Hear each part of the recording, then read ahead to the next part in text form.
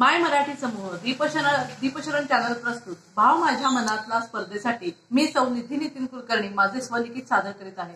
स्वलिखिताचे शीर्षक आहे मला भावलेले शिक्षक। गुरु ब्रह्मा गुरु विष्णू गुरुदेव महेश्वरा गुरु साक्षात परब्रह्म तस्मै श्री गुरुवे नमः। श्री दत्त गुरु व माझे आई वडील आतापर्यंत लाभलेला शिक्षक वृंद नातेवाईक या सर्वांना नमस्कार करून मी माझे स्वलिखित सादर करीत आहे। लग्नाआधीची मी दीपाली अशोक देशपांडे, लग्नानंतर सौ निधी नितीन कुलकर्णी झाले।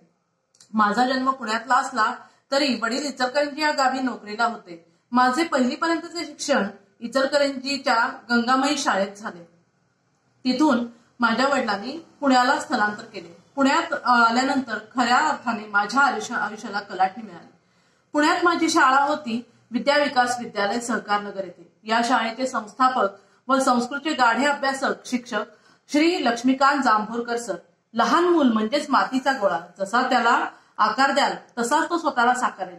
सरांना लहान मुलं फार आवडत। शाळेतल्या प्रत्येक मुलावर त्यांची अपार माया, पण शिस्तही तेवढीच। सर्व मुलांना गणपती अथर्व शीर्ष, रामरक्षा, भगवद्गीता व यासम संस्कृत श्लोक यावे यासाठी त्यांनी अखंड प्रयत्न सुरू केले। शाळेतील कोणत्याही कार्यक्रमात पाहुण्यांची ओळख सर संस्कृतमध्येच करून देत, त्याचे भाषांतरही करत असत। सरांचा उद्देश हाच की ही देवभाषा संस्कृत शाळेतील प्रत्येक विद्यार्थ्याच्या मुखी विराजमान व्हावी। या शाळेत सरांमुळे आमच्या मनावर संस्कृतचे संस्कार झाले। त्याचमुळे आम्हाला अथर्व शीर्षाचे अस्खलित पाठांतर झाले। सरांचे व्यक्तिमत्व फारच उठावदार। रंग गोरा, उंची 5 फूट 5 इंच, कपाळावर लाल रंगाचे कुंकवाचे नाम, मध्यम बांधा, पांढरा शुभ्र सदरा व धोतर, डोक्यावर गांधी टोपी व अंगात कोट। कोणत्याही कार्यक्रमाला सरांचा हाच पेहराव असे।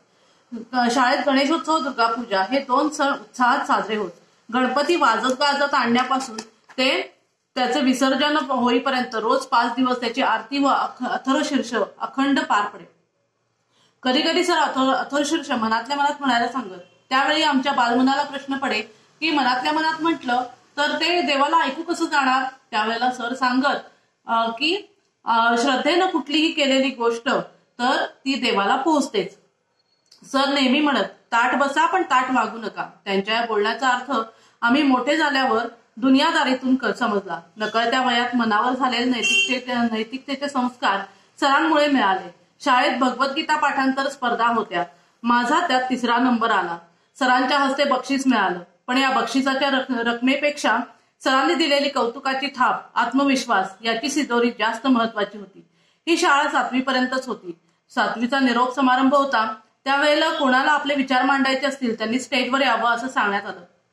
पहिले 2 नंबर झाल्यानंतर 3रा नंबर माझा होता। पण म्हणतात ना दुष्काळात 13वा महिना, तसं माझ्या भाषणाच्या वेळेस लाईट गेली। मग सगळी मुलं आरडाओरडा करू लागले। तेव्हा सरांनी सगळ्यांना शांत बसवलं व मला माझं भाषण करायला सांगितलं। त्यावेळेला सरांनी जे उद्गार काढले ते खरोखर माझ्यासाठी कौतुकाची थाप होती। सर म्हटले, आजपर्यंत कधीही स्टेजवर न आलेली मुलगी, पण आज भाषण मात्र धाडसानं खूप छान केलं। हीच माझ्या आत्मविश्वासाची पोचपावती होती। आज मी शिक्षकी पेशात आहे, पण सरांच्या संस्काराने पावन झालेल्या माझ्या मनाला एकच सांगते की गुरुने दिला ज्ञानरूपी वसा, गुरुने दिला ज्ञानरूपी वसा, आम्ही चालवू हा पुढे वारसा। सरांना माझे त्रिवार वंदन व संस्कारक्षम शाळेला मी कधीही विसरू शकणार नाही। धन्यवाद।